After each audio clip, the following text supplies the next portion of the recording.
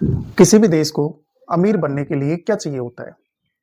तो सभी लोगों का जवाब आएगा तेल, गैस, सोना, हीरे और दुनिया भर के मिनरल्स। लेकिन यदि मैं आपको कहूं कि जिन देशों के पास संसाधनों की अधिकता है, एबंडेंस ऑफ रिसोर्सेज है, वो देश अस्थिर, संघर्षशील और अलोकतांत्रिक है। और यदि इसी टर्मिनोलॉजी को आप समझोगे तो आपको समझ में आएगा यही संसाधन अभिशाप है।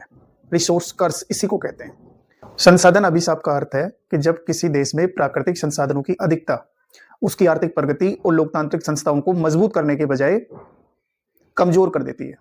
और इसे ही पैराडॉक्स ऑफ प्लेंटी कहा जाता है। अर्थात संसाधनों की अधिकता या पैसा जरूरी नहीं कि आपके अधिकतम विकास में सहायता करे।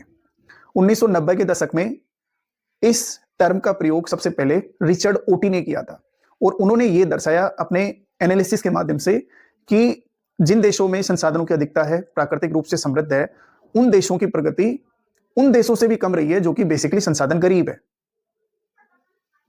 और इसके कई कारण हैं। संसाधन अभिशाप के कई कारण उन्होंने बताए और उन्होंने ये कहा कि जहां प्राकृतिक संसाधन होते हैं, खनिज होते हैं, तो इससे क्या होता है कि वो देश निर्यात बढ़ाते हैं और जब निर्यात बढ़ता है तो विदेशी मुद्रा आती है, इससे उनकी स्थानीय मुद्रा मजबूत हो जाती है।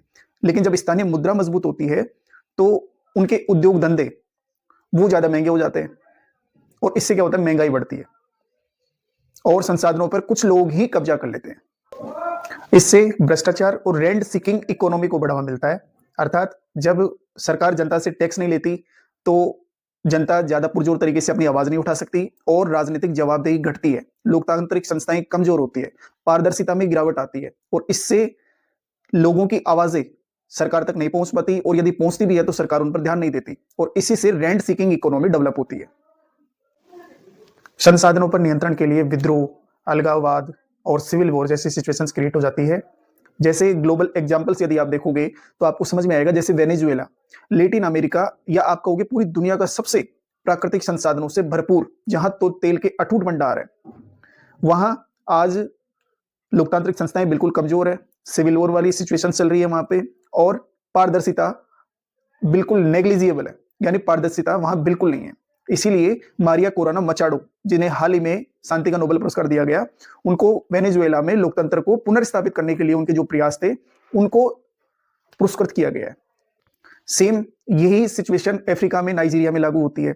वहां दुनिया भर के तेल के भंडार है और वो निर्यात भी करते हैं, लेकिन फिर भी वहां गरीबी, असमानता और सिविल वॉर से आज तक वो निजात नहीं पाए हैं। कांगो की भी सिचुएशन ऐसी है।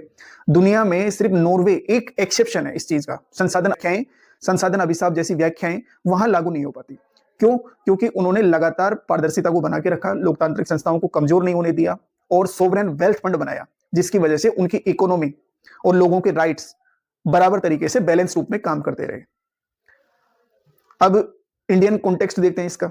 भारत में भी क्रूड ऑयल, लो अयस्क और बॉक्साइट जैसे अयस्क हमारे यहाँ भरपूर मात्रा में है, लेकिन हमारे यहाँ लोकतांत्रिक संस्थाएं बेहतर तरीके से काम कर रही है। लोगों के अधिकारों को हमने प्रिजर्व करके रखा है और कॉन्स्टिट्यूशनल वैल्यूज को हमने अच्छी तरीके से मेंटेन करके रखा है। लेकिन आए दिन खनन घोटाले और नीलामी में गड़बड़ी, इस तरीके की समस्याएं आती रहती है। तो लेकिन ये अभी उस लेवल तक नहीं आए कि हम संसाधन अभिशाप जैसी व्याख्याओं को भारत में भी लागू कर सके।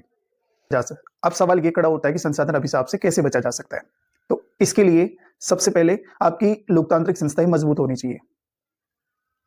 सेकंड, आर्थिक विविधीकरण होना चाहिए, अर्थात तीनों सेक्टर आपके प्राइमरी, सेकेंडरी और टर्सरी तीनों बैलेंस तरीके से काम करने चाहिए। इसके अलावा खनिजों की जो नीलामी होती है वो पारदर्शितापूर्ण होनी चाहिए और जनता और सरकार के बीच कनेक्शंस वो सुदृढ़ रूप से मजबूत होने चाहिए। इसके अलावा जनता से टैक्स लिया जाना चाहिए और इसके अलावा आपकी मीडिया, जुडिशरी और आपकी लोकतांत्रिक संस्थाएं किस तरीके से काम करती है उस पर भी काफी हद तक डिपेंड करता है। इसके अलावा सोवरेन वेल्थ फंड बनाया जाना चाहिए नॉर्वे की तरह, ताकि किसी तरीके से ये जो डिस्टर्बेंसेस क्रिएट होते हैं उनसे हम बच सके।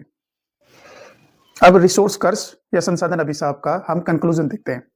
तो असली मुद्दा ये नहीं है कि देश के पास क्या है, बल्कि असली मुद्दा ये है कि देश उसे किस तरीके से मैनेज करते हैं या किस तरीके से चलाते हैं।